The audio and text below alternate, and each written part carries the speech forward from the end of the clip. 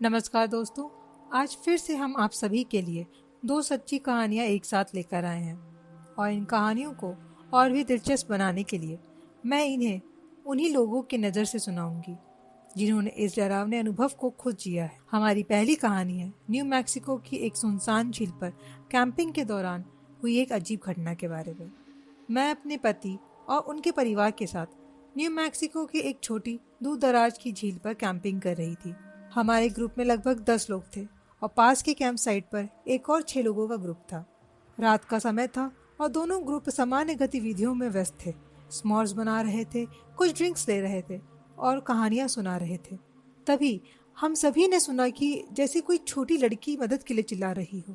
किसी भी ग्रुप में बच्चे नहीं थे, लेकिन हम सभी को यकीन था कि हमने एक छोटी लड़की की आवाज़ सुनी है।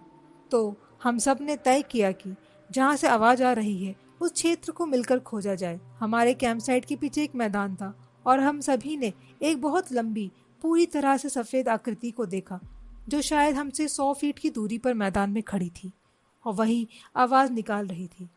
हम सभी इस बात पर सहमत थे कि यह चीज़ शायद 6 फीट लंबी, पतली और जितनी हो सके उतनी सफ़ेद थी। हम जांच करने के लिए करीब गए, लेकिन जो कुछ भी हमने देखा था वो हमारे नज़दीक आने पर पीछे हटने लगा और पेड़ में गायब हो गया। रात में जब हमने सोने की कोशिश की तब भी हमें एक छोटी लड़की की मदद के लिए पुकारती हुई आवाज़ सुनाई देती रही। उम्मीद है आप सभी को पहली कहानी जरूर अच्छी लगी होगी। तो हमारी दूसरी कहानी है जिसमें एक साधारण कार की सवारी कैसे एक भयानक अनुभव में बदल गई। मैं मेरे दोस्त के साथ उसकी पुरानी और बुरी हालत की सुबारू कार में एक बड़े कब्रिस्तान से गुजर रहे थे। हमने गाड़ी रोकी और पहाड़ी के नीचे उतरकर एक छोटे तालाब के पास पहुंचे। तालाब के दूसरी तरफ एक चट्टान पर कोई आदमी बैठा हुआ था। वह आकृति पूरी तरह से काली थी और हमें कुछ नहीं दिख पा रहा था सिवाय इसके कि वह एक आदमी जैसा लग रहा था और कोई पुराने जमाने की टॉप हैट पहने हुआ था। हमने बेवकूफ़ी में हाथ हिलाते हुए चिल्लाकर उसे हाय कहा। उसने कोई जवाब नहीं दिया और वैसे ही बैठा रहा। पर अचानक वो अपने पैरों पर कूदकर खड़ा होगा और पानी पर दौड़ते हुए हमारी ओर आने लगा। फिर तालाब के लगभग आधे रास्ते पे आके गायब हो गया। हम डर के मारे चिल्लाते हुए गाड़ी की तरफ भागे।